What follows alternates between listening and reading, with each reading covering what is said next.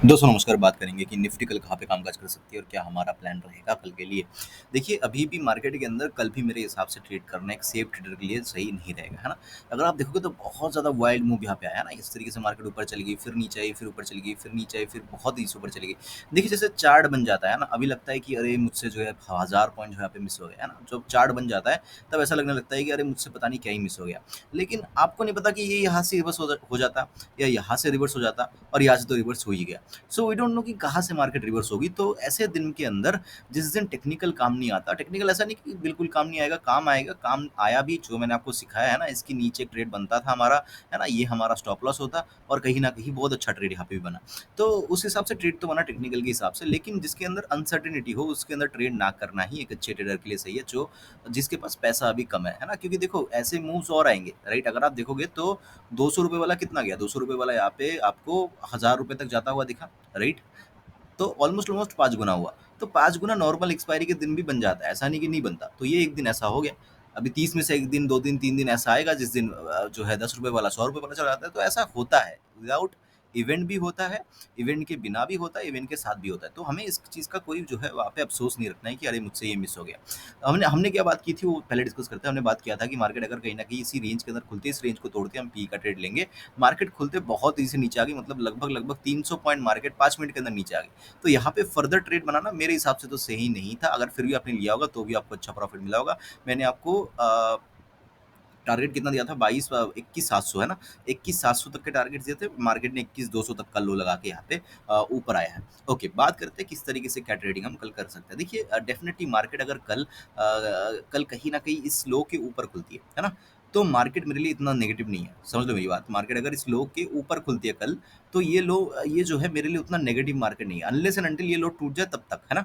क्योंकि इसके ऊपर खुल रही है तो ये पॉजिटिव ही मार्केट है मेरे लिए या साइडवेज ही मार्केट है मेरे लिए। क्योंकि इतना ज़्यादा नेगेटिविटी होने के बाद एक तो मार्केट इतना रिवर्स ले रही है और दूसरे दिन मार्केट जो है कहीं ना कहीं इसी पॉइंट के आसपास खुल गई। तो इसका मतलब इसके इसके अंदर कोई प्रॉब्लम है ना? हो सकता है मार्केट जो है यहाँ पे खुल के इस तरीके से डब्ल्यू पैटर्न बना के मार्केट ऊपर चली जाए, इसके चांसेस है। देखिए, काफ़ी नेगेटिविटी है यूट्यूब के ऊपर, अब बाकी सारी जगह पे आपको नेगेटिविटी दिखेगी, लेकिन चार्ट जो बोल रहा है वो बोल रहा है कि यहाँ पे ऐसा हो सकता है, राइट? सो और एक इंपॉर्टेंट चीज़ मैंने जो देखा, यहाँ पे एक ट्रेल लाइन की बनती हुई हमें नज़र आ रही होगी, राइट? इस तरीके से। सो बहुत ही सिंपल प्लान रखेंगे। मार्केट अगर फ्लैट खुलती है, मार्केट अगर गैप डाउन खुलती है, ये हमारे लिए उतना नेगेटिव मार्केट है नहीं। हम मार्केट को नीचे आने देंगे, है ना? नीचे कहाँ तक आने देंगे? 21,400 के आसपास तक या 21,200, इन किसी पॉइंट के आसपास अगर एक 15 मिनट का ग्रीन कैंडल बनता है, तो उसी का लो कैसे लगा के हम यहाँ पे कॉल के बारे में ही सोचेंगे। हो सकता है ये ट्रेल लाइन वगैरह टूट के मार्केट फिर से रिकवरी कर जाए, है ना? हो सकता है इस पॉइंट के आसपास तक रिकवर 22,600 के आसपास कल क्लोजिंग हो जाए। हो सकता है, होने को कुछ भी हो सकता है, ऐसा नहीं कि नहीं हो सकता। तो ये एक सिनारियो रहेगा। लेकिन किसी भी पॉइंट ऑफ टाइम आज के लो के नीचे, और मैं और प्रिसाइसली बोलूँ तो 21,180 के नीचे, है ना? इसके नीचे अगर मार्केट निकल जाती है, गैप डाउन खुल के या फ्लैट खुल के, मैं इसके नीचे ही पी की तरफ इंटरेस्टेड रहूंगा। जब तक इसको ब्रेक नहीं करती मैं पी की तरफ इंटरेस्टेड नहीं हूँ। सिंपल सी बात होगी। अभी बात करते हैं मार्केट अगर जो है फ्लैट या गैप डाउन खुल के ऊपर चलने लग जाती है। देखिए, ये जो आज का क्लोजिंग है ना? ये क्लोजिंग के ऊपर का हाई जो है लास्ट कैंडल का, ये है कहीं ना कहीं 22,070 के आसपास। तो अगर 22,070 को मार्केट तोड़ती है तो बहुत बहुत फास्ट जो है मार्केट यहाँ पे 200 पॉइंट का टारगेट हमें दे सकती है। और 200 पॉइंट जल्दी अचीव हो जाए तो हो सकता है मार्केट 22,600 तक कल चला जाए, है ना? 22,600 तक मार्केट चला जाए। तो ये एक ट्रेड जो है हम ले सकते हैं, लेकिन इसके अंदर क्वांटिटी हमारी कम रहेगी, पहली चीज़। दूसरी चीज़, अगर हम यहाँ पे कॉल ले रहे हैं तो हम नॉर्मल क्वांटिटी में ही ट्रेडिंग करेंगे, क्योंकि हमारा एक स्टॉप लॉस फिक्स होगा।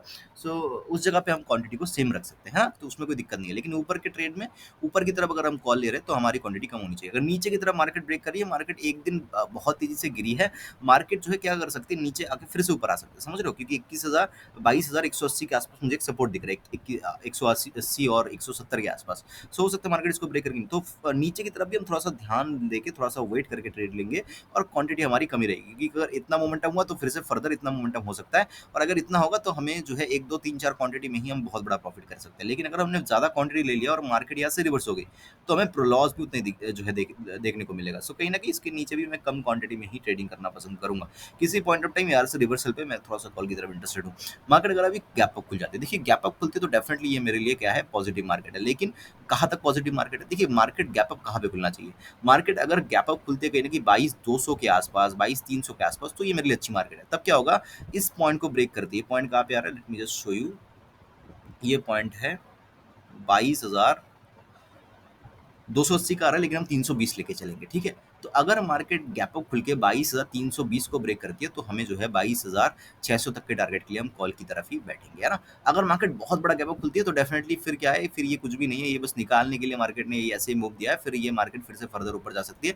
लेकिन खुलते ही एक डिप ले सकती है मार्केट, तो थोड़ा-सा in case of very big gap up market के अंदर थोड़ा-सा देखना पड़ेगा, देख के ट्रेडिंग करना पड़ेगा। मैं in case of very big gap up call की तरफ इंटरेस्टेड हूँ, किस पॉइंट तक? इस क्लोजिंग के पॉइंट तक। इस क्लोजिंग के नीचे गैप अप खुल के आ रही है, फिर मार्केट के अंदर फिर नेगेटिविटी आ जाएगी, फिर मैं पी की तरफ इंटरेस्टेड हो जाऊँगा। लेकिन जब तक इस क्लोजिंग के ऊपर रहेगी मार्केट, मैं डिप में जो है सेटअप ढूँढूँगा कि कॉल का कोई सेटअप मिले, या अगर मार्केट फर्दर खुल के ही ऊपर निकल जाती है, हाईज़ को ब्रेक करते-करते मार्केट ऊपर ही चलती जाती है, तो मैं यहाँ पे डेफिनिटली कॉल की तरफ इंटरेस्टेड रहूँगा। सो ये ओवरऑल एनालिसिस रहेगी मेरी निफ्टी को लेके। आई होप कि वीडियो आपको अच्छा लगा होगा। मुझे सुनने के लिए आपका बहुत-बहुत धन्यवाद।